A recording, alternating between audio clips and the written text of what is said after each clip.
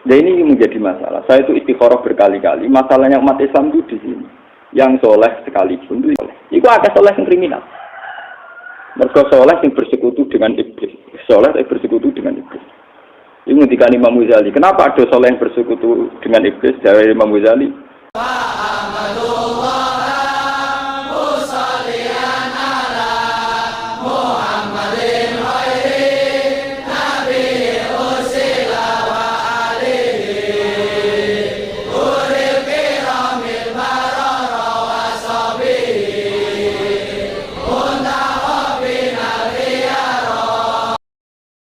Sama tak ceritanya, kenapa banyak yang tidak sah? Oke lah, kalau dosa yang besar kayak zina, korupsi, oke, itu jelas menjadikan tidak sah. Andai kan orang itu soleh saja, soleh, tidak usah dosa soleh. Itu ada soleh yang kriminal. Mereka soleh yang bersekutu dengan iblis. Soleh yang bersekutu dengan iblis. Ini ketika Imam Ghazali. Kenapa ada soleh yang bersekutu dengan iblis? Dari Imam Ghazali, innahum ikhwana sayatin, la ghirata lahum biddin. Mereka itu bersekutu dengan setan. Karena ada wirohnya, tidak ada sentimennya dalam hal urusan agama. Dan mayoritas kesalahan kita itu begitu. Ya, kesalahan kita itu begitu. Misalnya contoh ngeten nih, misalnya contoh paling. Mana sama gedeng Darul Arkom teman-teman gedeng PKS itu rapati bener. Baik aliran sesat lah. Kayak Darul Arkom dulu di Indonesia pernah divonis apa? Karena kita butuh giroh. Nyata misalnya contoh paling gampang. Wong soleh-soleh kok Mustafa Rukin itu Robil Jatuh ya biasa. Universitas Kristen Nabi itu biasa. Rumah sakit Kristen Nabi itu biasa. Itu beda dengan orang soleh kota yang di duit. Senajan contoh syukur. Busen, masjid Islam apik gereja.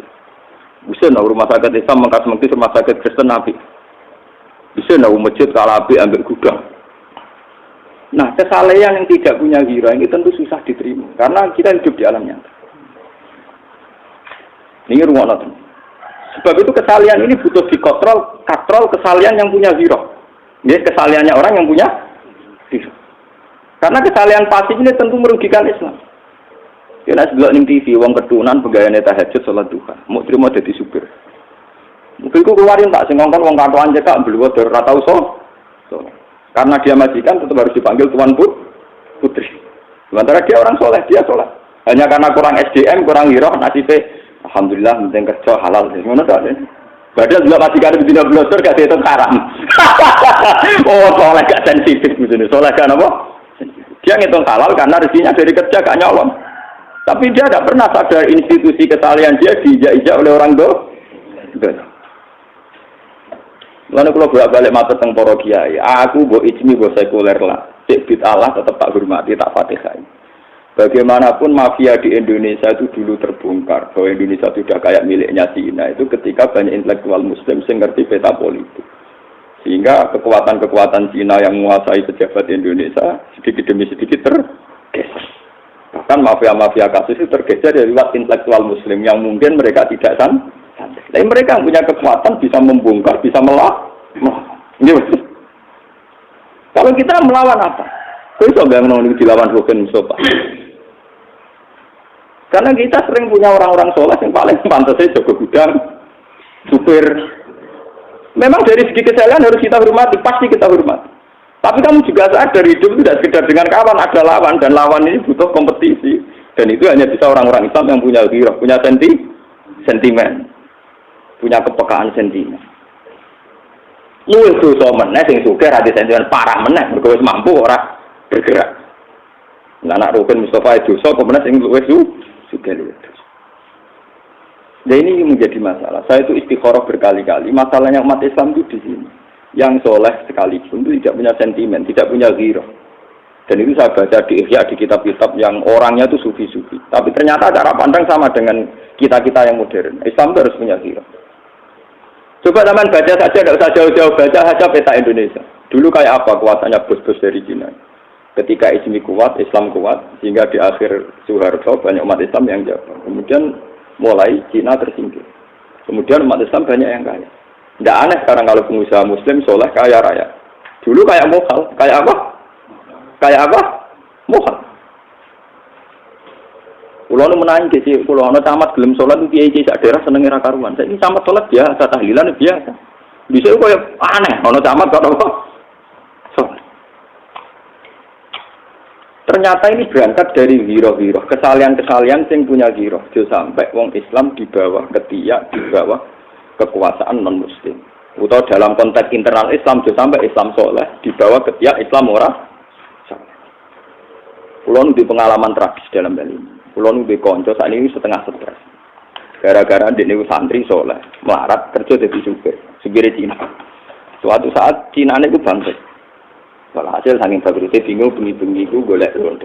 Ini sih nggak golek nomor supir. Pokoknya toko mater teror ini aku bengi. Ini santri gak golek dipecat, golek nomor santri. Udah itu kode kulon benar. Ini aku jenengan apa pikir haram. Dan ini cerita betapa soleh-soleh yang tidak memaksakan diri ber-SDM, tidak memaksakan diri mandiri itu punya akibat yang buruk yang dialami teman saya. Piring Jepang ke popo kan orang-orang.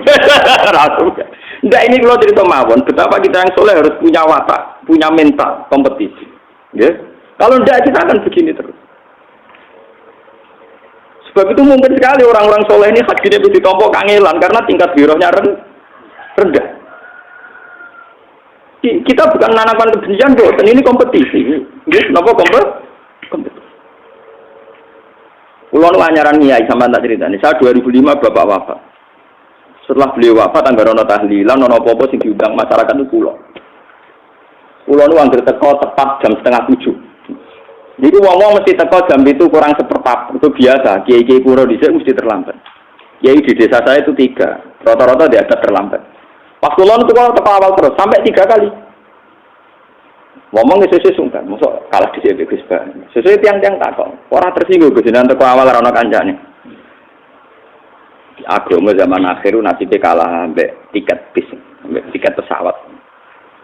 Kalau sampean alasannya lugu, saya itu marah betul. Kalau sampean alasannya awam yang jujur, jangan awam yang sepihak. Ini melecehkan agama. Saya sangat tersinggung.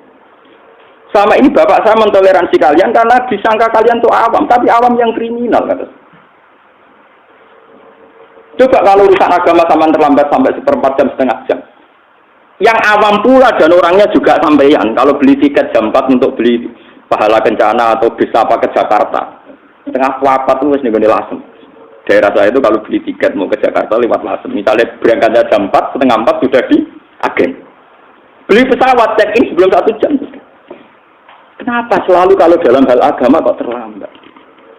BLT mana sampean sak jam sebelumnya santri subuh. Lu kalau sampean awam total saya tidak tersinggung. BLT itu terlambat, tiket bis itu terlambat, pesawat itu terlambat. Oke, agama juga apa Ini tidak ini kriminal. Itu dosa sadar. Berarti aturannya agama kalah mbek aturannya Cina. Cina di aturan tiket nak terlambat hangus. Kowe wedi. Lah saiki misalnya pangeran ngandani ibadah hangus karena terlambat. Apa membuang umur-umur kan? Saya butuh wanita terasa, buat itu kan? Pokoknya saya sekali, satu sitok, pangeran juga kalah mbak tiket bis. Isi kuda, sopok ilmu ini soalnya langit rata dalil-dalilan. Ya ini contoh zero, contoh apa? Contoh.